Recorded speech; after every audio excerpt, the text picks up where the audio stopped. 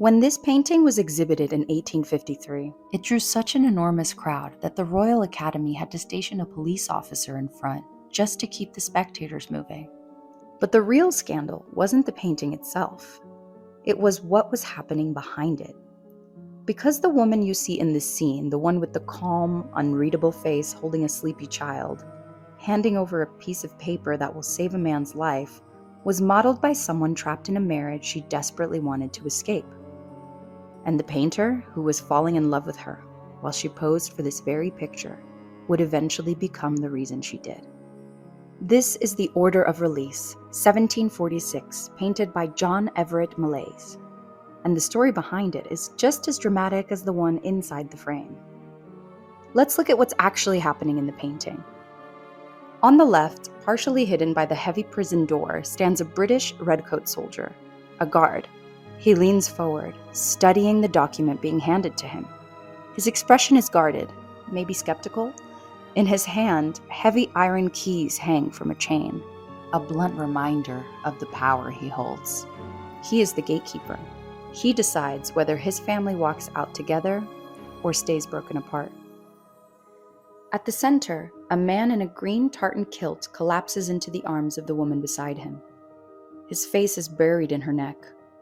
His arm, bandaged from a wound, wraps around her.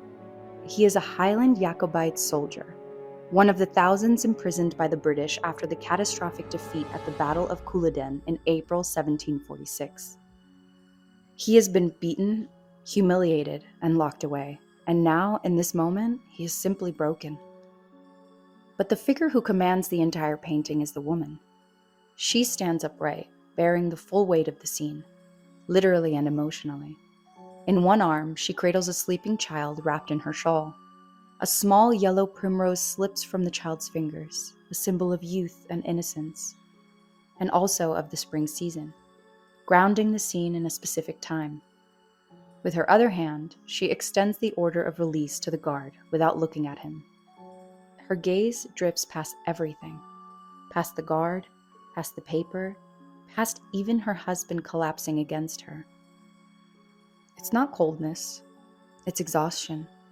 It's the face of a woman who has done whatever it took to get to this moment and is only now allowing herself to feel the weight of it. Between the couple, a collie pushes itself up on its hind legs, pressing eagerly against the soldier, the only creature in the scene expressing pure, uncomplicated joy. In a painting full of tension, restraint, and unspoken emotion, the dog is the only one allowed to be honest. Now here's where the painting gets even more interesting. Because Millais left something unexplained. The original title for this work was The Ransom. Early sketches showed a purse of money being handed over. In the final version, that became a piece of paper. But how did this woman, the wife of a defeated rebel, obtain an official order of release? Millais never tells us, and that silence is deliberate. Some viewers at the time suspected the answer that the release was secured through the woman's sacrifice of her own virtue. There is no evidence of this in the painting itself, but the ambiguity is the point. Millais lets the viewer sit with the question. He lets the gap between what we see and what we imagine do the emotional work.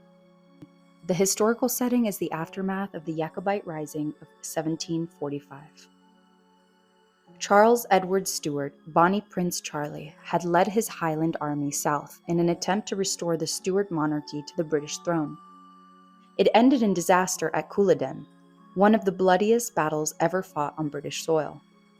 Thousands of Jacobite soldiers were captured, imprisoned, and in many cases executed. Their families were scattered, their lands seized, their cultures systematically dismantled. Millais invented this particular scene, but it is built on real history. He even consulted a book on Highland clans to get the tartans right.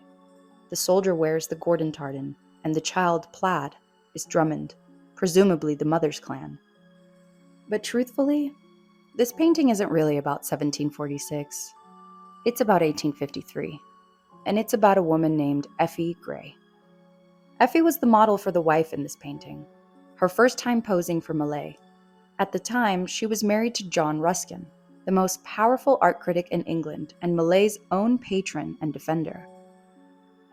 Ruskin had championed the pre-Raphaelite Brotherhood when the entire British art establishment attacked them. He was Millet's most important ally, and he agreed to let his wife model for him.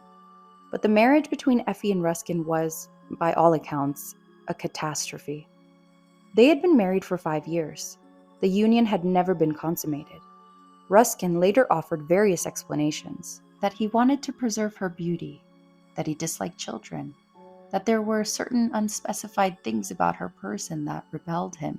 Effie, meanwhile, was miserable, isolated, and trapped in a house controlled by Ruskin's overbearing parents. And then Millet entered the picture, literally. During the long hours of sitting for the order of release, something changed between them. In a surviving preparatory study for the painting, Millet drew Effie's head on one side of the paper. On the other, he sketched a man kneeling before a woman, with a single word written beneath it: accepted. The following summer, Ruskin invited Millet to join them on a painting trip to the Scottish Highlands. He rented a small cottage and remarkably left his wife and the young painter alone together as much as possible, almost as if he were orchestrating the whole thing. Millet painted Effie by a waterfall. He painted Ruskin by a stream, and by the end of the trip, he was in love. In 1854, Effie met Ruskin.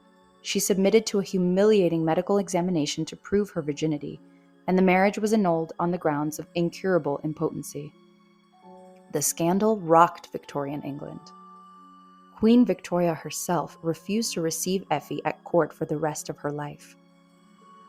A year later, Effie married Millet. They had 8 children together. And this is where the painting takes on a completely different meaning.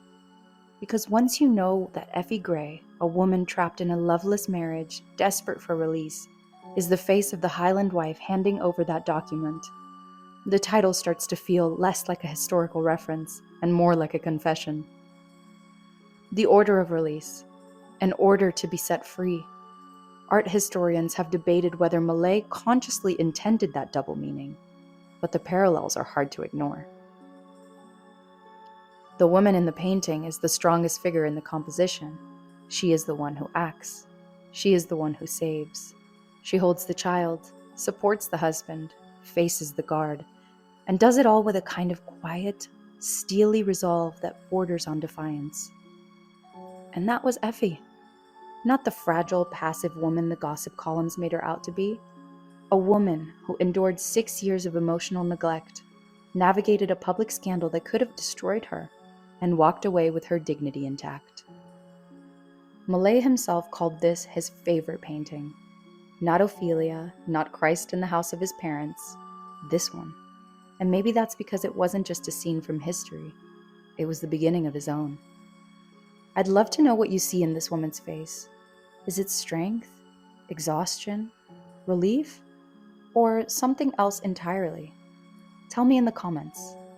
Thank you for watching, and I'll see you in the next one.